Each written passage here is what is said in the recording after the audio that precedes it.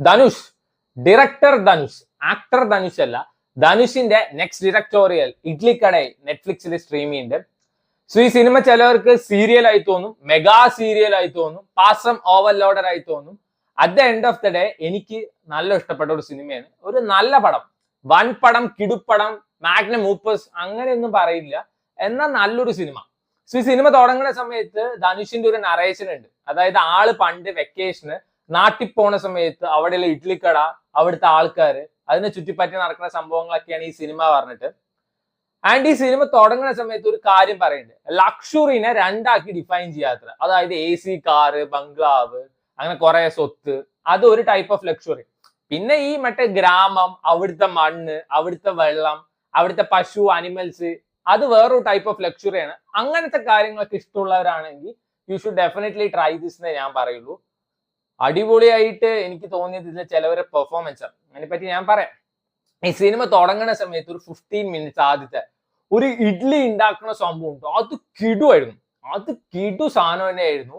അതായത് ധനുഷിന്റെ അച്ഛനായിട്ട് രാജ് കിരൺ ആണ് ഇതിൽ അഭിനയിച്ചിരിക്കുന്നത്. ആൾ എങ്ങനെയാ വെച്ചാൽ ഇഡ്ലിക്കടയുണ്ട്, ഇഡ്ലിക്കട അങ്ങേര് മോഡിഫൈ ചെയ്യാൻ സമ്മതിക്കില്ല. മറ്റേ ഓലപ്പെരയുള്ള ഇഡ്ലിക്കട, അങ്ങേര് പോയിട്ട് രാവിലെ 4 മണിക്ക് എണീറ്റ് മാവ് അരയ്ക്കും ഒരു 2 മണിക്കൂർ, ഗ്രൈൻഡർ ആക്കാ പറഞ്ഞ അങ്ങേര് പറയും അതിന്റെ ടേസ്റ്റ് കിട്ടില്ല. വേറെ വേറെ ബ്രാൻഡസ് തുടങ്ങാൻ പറയുമ്പോൾ അങ്ങേര് പറയും എനിക്ക് എല്ലാവരുടെയും പോയിട്ട് അരയ്ക്കാൻ പറ്റില്ല, എന്റെ മാവല്ലാതെ വേറെ അരച്ചത് കൊടുക്കാൻ ഞാൻ സമ്മതിക്കില്ല. അങ്ങനത്തെ ഒരു ആറ്റിറ്റ്യൂഡ് ഉള്ളതാണ്. നമുക്ക് ചിലപ്പോ തോന്നാം അയ്യ ഇതൊക്കെ എന്തോന്ന് മനുഷ്യന്മാര്. ശരിക്കും അങ്ങനെ ആൾക്കാരുണ്ട്, കുറെ പഴയ ആൾക്കാരൊക്കെ അങ്ങനെയാണ്. അവരുടെ വാശിയൊന്നും നമുക്ക് പെട്ടെന്ന് മാറ്റാൻ പറ്റില്ല. അതൊക്കെ നല്ല രസമായിരുന്നു. അതായത് ധനുഷ് ബാങ്കോക്കിൽ പോണ വരെ ആ ഒരു സീൻസ് കിടുവായിരുന്നു. പിന്നെ തിരിച്ച് വരുന്ന വരെ കുറച്ച് വെറുപ്പിക്കലാണ്, പിന്നെ നല്ല രസം ഉണ്ടായിരുന്നു. നിത്യ മേനനാണ് ഈ സിനിമയുടെ ബാക്ക് ബോൺ എന്നൊക്കെ വേണമെങ്കിൽ പറയാം. കിട്ടു പെർഫോമൻസ് ആയിരുന്നു, അടിപൊളിയായിരുന്നു. നിത്യ മേനന്റെ തലൈവൻ തലൈവയിലും കുറച്ച് വെറുപ്പിക്കലൊക്കെ ഉണ്ടെങ്കിലും ആള് അടിപൊളി പെർഫോമൻസ് ആണ്. കോളാമ്പി വരടി ഇടയ്ക്ക് ഒരു സിനിമ ഇറങ്ങിയത് 2023 എന്തോ ഇറങ്ങിയ പടം, അതിലും കിടുവനെ. ബെസ്റ്റ് ഇൻ ടൗൺ, അത് നിത്യ മേനോനാണ്, അടിപൊളി പെർഫോമൻസാ. എന്നാ നാച്ചുറൽ ആയിട്ട് പെർഫോം ചെയ്യുന്നത് അറിയോ. ആ ധനുഷും അതേപോലെ തന്നെ നിത്യ മേനോനും തമ്മിലുള്ള കോമ്പിനേഷൻ സീൻസ് ഒക്കെ ഉണ്ട്, കിടും. ആൻഡ് ഇതിൽ അടുത്തത് എടുത്ത് പറയേണ്ട ഒരു പശുക്കുട്ടി ഉണ്ട്. ഒയ്യോ, നായ്ക്കള് സ്നേഹം കാണിക്കുന്ന നമുക്ക് പല സിനിമയിലും കാണാൻ പറ്റും. ആൻഡ് ഇതിലൊരു സീൻ ഉണ്ട്, പശു വന്നിട്ട് ധനുഷിനെ കെട്ടിപ്പിടിക്കുന്ന പോലത്തെ പെട്ട സീൻ. ഇതിലത്തെ ഹൈലൈറ്റ് ഇതിലത്തെ ഇമോഷണൽ സീൻസ്. ഇമോഷണൽ സീൻസ് എല്ലാം ഒന്നിനൊന്നിന് കിടുവാണ്. അതിനർത്ഥം നെഗറ്റീവ് ഇല്ല എന്നല്ല. അരുൺ വിജയ് സ്റ്റൈലിഷ് ആക്ടറാണ്, കിടു പെർഫോമർ ആണ്, എന്നാൽ ഇതില് പക്ക കോമാളിയാണ്. വെറുപ്പിച്ച് മനുഷ്യന് ഉയരെടുത്തിട്ടുണ്ട് എന്ന് വേണമെങ്കിൽ പറയാം. ഞാൻ ആദ്യമൊക്കെ അരുൺ വിജയുടെ ക്യാരക്ടർ കണ്ടപ്പോ ഒരു ചെക്കച്ചവന്തമാനം ആ ഒരു മോഡായിരിക്കും എന്നാ വിചാരിച്ചത്. വൻ വെറുപ്പിക്കല്, കണ്ടാൽ തന്നെ അടിച്ചു കൊല്ലാൻ തോന്നുന്നു, അജാതി വെറുപ്പിക്കുന്ന ഒരു ക്യാരക്ടർ. 2, ശാലിനി പാണ്ഡെ. ശാലിനി പാണ്ഡെ കണ്ണ് തട്ടാതിരിക്കാൻ വേണ്ടി കൊണ്ടുവന്നിരിക്കുകയാണ്. അതായത് ധനുഷിന് നിത്യ മേനന് കണ്ണ് തട്ടാതിരിക്കാൻ പാടത്ത് വെക്കണ കോലൻ എന്നൊക്കെ പറയാം. എന്തിനാണ് ആ കൊച്ചു വന്നിരിക്കുന്നത് എനിക്ക് ഇപ്പോഴും മനസ്സിലായിട്ടില്ല. കെട്ടണം കെട്ടണം കെട്ടണം പറയാൻ.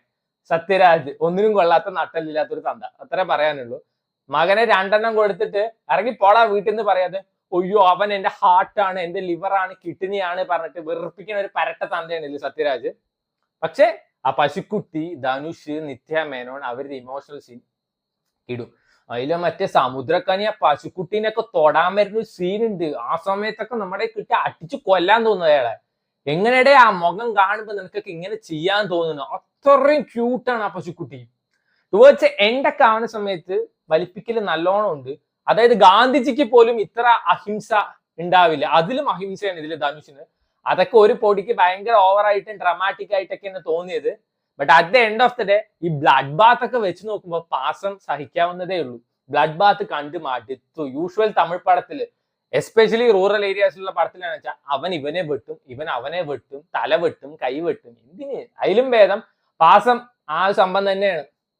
ആൻഡ് ഇതിൽ ധനുഷ് പിന്നെ ഇഡ്ലി ഉണ്ടാക്കാൻ, ഇഡ്ലിക്കട നോക്കി നടത്താനും വരുന്ന സീൻസ് ഒക്കെ നൈസ് ആയിരുന്നു. അതും പീക്ക് സീൻസ് ആയിരുന്നു. ആദ്യത്തെ ഇഡ്ലിയുടെ സീനും ഇതിലത്തെ ഒരു ഇഡ്ലിയുടെ സീനും. തലൈവൻ തലൈവി കാണുന്ന സമയത്ത് പൊറോട്ടയുടെ ഒരു സീന് കാണുമ്പോൾ ഒരു ക്രേവിങ് അടിക്കില്ല. എനിക്ക് ഇഡ്ലി കണ്ടപ്പോഴും തോന്നി, എനിക്ക് ഇഡ്ലി ഭയങ്കര ഇഷ്ടമാണ് പേഴ്സണലി. സോ അത്യാവശ്യം നല്ലൊരു പടമാണ്. ചില പാസം ഒക്കെ തോന്നും, പാസം ഓവർലോഡ് ആയിട്ട് ചിലർക്ക് തോന്നും. പക്ഷെ എനിക്ക് ഇങ്ങനത്തെ റൂറൽ ഏരിയാസിലുള്ള പരിപാടിയൊക്കെ ഭയങ്കര ഇഷ്ടമാണ്. സോ വേണ്ടവർ കണ്ടു നോക്കുക, നെറ്റ്ഫ്ലിക്സിൽ അവൈലബിൾ ആണ്. കണ്ടു തീരുമാനിക്കുക. വല്ലവൻ അങ്ങനെ പറഞ്ഞു, ഞാൻ ഇങ്ങനെ പറഞ്ഞു പറഞ്ഞിട്ട് അതും പ്രതീക്ഷിച്ചിരിക്കരുത്. ബേസിക്കലി എന്റെ അടുത്ത് പറയുന്നവരുടെ അടുത്ത് ഞാൻ എപ്പോഴും പറയാറുണ്ട്, at the end of the day watch and decide. കാരണം ഓരോരുത്തർക്കും ഓരോ ടേസ്റ്റ് ആണ്. ആൻഡ് ഞാൻ എപ്പോഴും പറയാറുണ്ട്, opinions are like assholes, everybody has one.